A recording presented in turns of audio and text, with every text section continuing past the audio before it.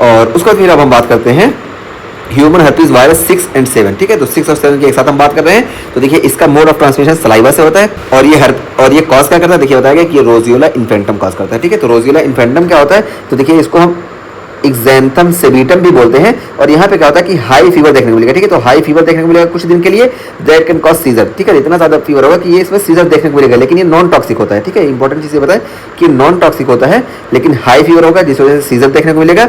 फिर जब ये फीवर खत्म हो जाएगा ना, जब हाई फीवर खत्म हो जाएगा तो इसके बाद हमको यहाँ पे डिफ्यूज मैकुलर रैश देखने को मिलेगा, ठीक है। तो फीवर जब कम हो जाएगा या खत्म हो जाएगा तब हमको मैकुलर रैश देखने को मिलेगा। तो हमें यहाँ पे मीजल्स इसको कंपेयर कर बताएं, तो मीजल्स में देखिए हमको यहाँ पे क्या होता है, फीवर भी देखने को मिलता है और फीवर के साथ साथ हमको मैकुलर पेपुलर रैश देखने को मिलते हैं।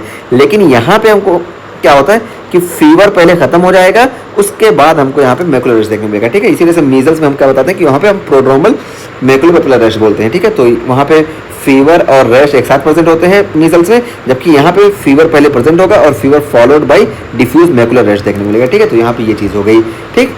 और यहाँ पे एक चीज़ और हम बताएं कि यहाँ पे जो फीवर होगा ये नॉन टॉक्सिक होता है, जबकि मीजल्स का जो फीवर होता है वो टॉक्सिक होता है, ठीक है। तो मीजल्स हम कंपेयर करें, हमारा देखिए मेन मोटिव होता है कि चीज़ों को रिटर्न कर लें, ठीक है। एक ही टॉपिक पढ़े लेकिन उसमें हम कई टॉपिक को एक साथ लेके चले ताकि हमारा कन्फ्यूजन भी ना हो और हर चीज़ क्लियर होती जाए, ठीक है। तो यहाँ पे हमारा मेन मोटिव ये था, इस वजह से हम यहाँ पे इसको भी बता दिए। और यहाँ पे देखिए ये देखने को किसमें मिलता है, तो usually seen in children less than 2 year, ठीक है। तो यहाँ पे हमको रोजियोला इन्फेंटम ये 2 साल से छोटे बच्चों में देखने को मिलता है।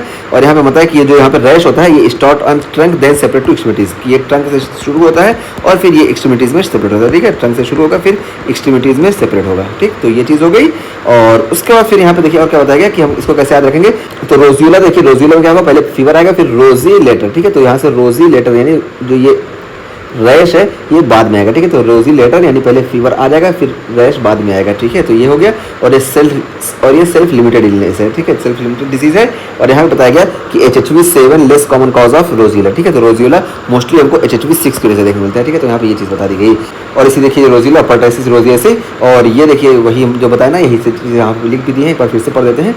यहाँ पे हमको पिट्रियासिस रोजियासी देखने को मिलेगी और वही एक्यूट सेल्फ लिमिटिंग पेपुलोसेक्युलर इरप्शन देखने को मिलता है। और देखिए इसका जो फर्स्ट लीजन होता है ना, इस फर्स्ट लीजन को यहाँ पे इंपॉर्टेंट चीज़ है, इसको याद रखना है। इसको हम हेराल्ड पैच या मदर पैच बोलते हैं, ठीक है। हेराल्ड पैच या मदर पैच बोलते हैं। और डिस्ट्रीब्यूशन देखिए इसका क्या होता है कि लाइन ऑफ लेंगर के अकॉर्डिंग इसका डिस्ट्रीब्यूशन होता है, यानी क्रिसमस ट्री पैटर्न पे होता है, ठीक है। तो ये सारे नाम जो है ना एकदम एग्जाम सिर्फ MCQ उठा के समझो पुट कर दिए यहाँ पे, ठीक है। MCQ पुट के ये सारे MCQ हैं, ठीक है। PYQ ही हैं सारे और डिफरेंट एग्जाम के PYQ। तो ये PYQ देखिए एक बार नहीं कई बार ये सारे आ चुके हैं, इस वजह से हम यहाँ पे मजबूरी में इसको पुट किया, ठीक है। क्योंकि हम भी नहीं चाहते कि वीडियो ज़्यादा लंबी हो। तो देखिए हमको यहाँ पे क्रिसमस ट्री पैटर्न देखने को मिलेगा। देखिए क्रिसमस ट्री पैटर्न देखिए इस तरह से यहाँ पे डर्मेटोम के हिसाब से होगा ना, जैसे डर्मेटोम उसी तरह इस वजह से हमको क्रिसमस ट्री पैटर्न देखने को मिलता है।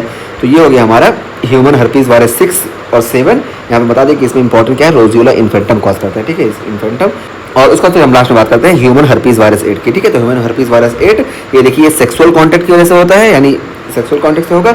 और इसमें देखिए सबसे इंपॉर्टेंट क्या है कि हमको कपोसी सार्कोमा देखने को मिलेगा। और कपोसी सार्कोमा किसमें देखने को मिलता है, तो देखिए इम्यूनो कॉम्प्रोमाइज में। और ये क्वेश्चन में ना अक्सर आपको HIV या एड्स मिल जाएगा, ठीक है। तो HIV या एड्स से एसोसिएट बहुत ज़्यादा होता है, ठीक है। सीन HIV या एड्स एंड ट्रांसप्लांट पेशेंट, ठीक है, वही इम्यूनो कॉम्प्रोमाइज पेशेंट ना ट्रांसप्लांट पेशेंट में देखने को मिलता है। और इसका फीचर क्या होता है, देखिए डार्क वेलिसिस प्लेग और नोड्यूल, देखिए डार्क वेलिसिस प्लेग या नोड्यूल होता है ये, और रिप्रेजेंटिंग वेस्कुलर प्रोलिफरेशन। और ये देखिए ये वेस्कुलर प्रोलिफरेशन को रिप्रेजेंट करता है, ठीक है। तो वेस्कुलर प्रोलिफरेशन ये वेस्कुलर ट्यूमर है ये, तो देखिए यहाँ पे लिख दिए कि border line low grade vascular tumour ये है, ठीक है। तो Kaposi sarcoma border line low grade vascular tumour है और ये ह्यूमन हर्पीज वायरस 8 की वजह से होता है। और ये देखने को मिलता है हमको HIV वाले पेशेंट में बहुत ज़्यादा, ठीक है। मतलब क्वेश्चन हमको HIV पेशेंट में देखने को मिले तो हम यहाँ पे एक बार अपना दिमाग ह्यूमन हर्पीज वायरस 8 की तरफ ले जाएंगे, ठीक है। ये चीज़ हो गई। और यहाँ पे देखिए बताया गया कि can also affect GI tract and lungs, तो GI ट्रैक्ट और लंग को भी ये अफेक्ट कर सकता है। और यहाँ पे देखिए हम यहाँ पे ये चीज़ दिखा दिए और देखिए यहाँ पे भी यही चीज़ दिखाई गई है, देखिए कपोसी सार्कोमा ये है, ठीक है। तो कपोसी सार्कोमा ये है और ये देखिए हमारा रोजियोला इन्फेंटम है, ठीक है। रोजियोला इन्फेंटम में देखिए ये वाली इमेज है और यहाँ पे देखिए हम ये वाला पुट कर दिए, ठीक है। तो रोजियोला इन्फेंटम हमको देखने को मिलता है जो कि शुरू होता है ट्रंक से और फिर इसके एक्सट्रीमिटीज़ पे ये सेपरेट होता है। तो इस तरीके से हमारा पूरा ये हर्पीज सिम्प्लेक्स वायरस का टॉपिक कंप्लीट हो गया, ठीक है। हर्पीज सिम्प्लेक्स वायरस का पूरा टॉपिक कंप्लीट हो गया। एक मिनट में पूरा रिवाइज करा दें तो देखिए हर्पीज सिम्प्लेक्स वायरस 1 की वजह से देखिए हमको यहाँ पे किरेटो कंजक्टिवाइटिस, हर्पीज लिपियालिस और टेम्पोरल लोब इंसेफेलाइटिस और इथमा मल्टीफॉर्म ये देखने को मिलता है। और हर्पीज सिम्प्लेक्स वायरस की वजह से हर्पीज जेनेटालिस और न्यूनेटल हर्पीज देखने को मिलता है। और वेरिसिला ज़ोस्टर वायरस की वजह से देखिए चिकन पॉक्स और शिंगल्स, ये दो इंपॉर्टेंट चीज देखने को मिलती है। और एप्स्टीन बार वायरस की वजह से हमको मोनोन्यूक्लियोसिस देखने को मिलती है। और इस मोनोन्यूक्लियोसिस में यहाँ पे देखिए मोनोस्पॉट टेस्ट पॉजिटिव होता है, जबकि साइटोमेगालोवायरस के कंडीशन में हमको मोनोन्यूक्लियोसिस देखने को मिलती है इम्यूनोकॉम्पिटेंट में, लेकिन यहाँ पे ये मोनोस्पॉट टेस्ट नेगेटिव होता है। ठीक है, ये चीज़ हो गई। और ह्यूमन हर्पीज वायरस 6 और 7 में यहाँ पे देखिए वो रोजियोला इन्फेंटम देखने को मिलता है। और ह्यूमन हर्पीज वायरस 8 में हमको कापोसी सार्कोमा देखने को मिलता है। ये इंपॉर्टेंट जो थे हम बता दिए, और बाकी सबके बारे में हम डिटेल से बात किए हैं। और यहाँ पे देखिए ये हर्पीज सिम्प्लेक्स वायरस लेटेंट रहता है ट्राइजेमिनल गैंग्लियन में, जबकि हर्पीज सिम्प्लेक्स वायरस 2 ये देखिए ये सैक्रल गैंग्लियन में लेटेंट रहता है। ठीक है, तो ये देखिए ट्राइजेमिनल में ऊपर और सैक्रल गैंग्लियन में हमारा हर्पीज सिम्प्लेक्स वायरस 2 होता है। जबकि हम बात करें वरिसेला ज़ोस्टर वायरस के या HHV3 के, तो ये देखिए डॉर्सल रूट में ये लेटेंट रहता है। ठीक है, तो डॉर्सल रूट में हम याद रखेंगे। तो यहाँ पे देखिए ये ट्राइजेमिनल में हमारा हो गया 1, और नीचे देखिए ये हमारा हो गया 2, यानी सैक्रल गैंग्लियन में। और डॉर्सल रूट गैंग्लियन में यहाँ पे हम बना रहे डॉर्सल रूट गैंग्लियन में ये हमारा होता है HSV2। ठीक है, हर्पीज सिम्प्लेक्स वायरस 2, तो यहाँ पे ये होता है। और यहाँ पे एप्स्टीन बार वायरस का इसका इंपॉर्टेंट चीज़ बताया कि ये इन्फेक्ट करता है बी सेल को और CD21 के जरिए। और उसका फिर साइटोमेगालो में बताया कि यहाँ पे हमको आउलाई अपेरिस देखने को मिलता है, और यहाँ पे CMV ट्राइड देखने को मिलता है। और ह्यूमन हर्पीज वायरस हम बताया कि यहाँ पे रोजियोला से हम याद रखेंगे कि पहले फीवर आता है, फिर रोजीला। ठीक है, तो यानी रेस्ट होता है, ये लेटर आता है। और ह्यूमन हर्पीज वायरस 8 बहुत ही इंपॉर्टेंट है, यहाँ पे शॉर्ट में हम बता दिए। इस पर हम क्योंकि कापोसी सार्कोमा पे अलग से बात करने वाले हैं। ठीक है, तो ये चीज़ हो गई।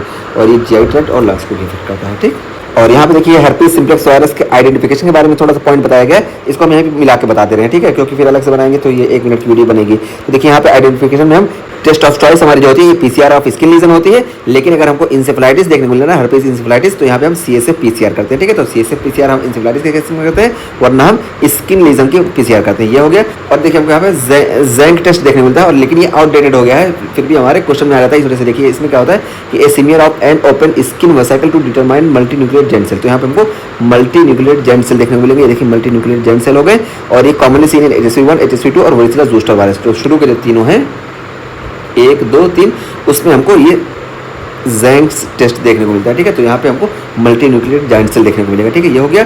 और देखिए हमको intra nuclear eosinophilic Cowdry A inclusion also seen on HSV1, HSV2 और वरिसेला ज़ोस्टर। तो देखिए हम यहाँ पे बता के आए थे ना, पीछे भी बता के आए कि देखिए हमको काउडी टाइप A देखने को मिलता है। ठीक है, तो यही यहाँ पे भी बताए थे, और यहाँ पे भी लिखा है, और इसको हम यहाँ पे मिला के बता दिए। ठीक है, तो HSV आइडेंटिफिकेशन के बारे में बता दिए कि PCR करते हैं स्किन लीजन का, यही टेस्ट ऑफ चॉइस होती है। लेकिन अगर इंसेफेलाइटिस हो गई है तो हम यहाँ पे CSF का PCR करते हैं। और ज़ैंक टेस्ट भी हम करते हैं, और ज़ैंक टेस्ट में देखिए हम मल्टी न्यूक्लियर जाइंट सेल देखते हैं, और हमको काउडी ए इंक्लूजन देखने को मिलता है। और काउडी ए इंक्लूजन ये HSV1, 2 और वरिसेला ज़ोस्टर, यानी ये शुरू के तीनों में हमको काउडी टाइप A इंक्लूजन देखने को मिलता है। ठीक है, मैं यहाँ पे बता दिया आपको।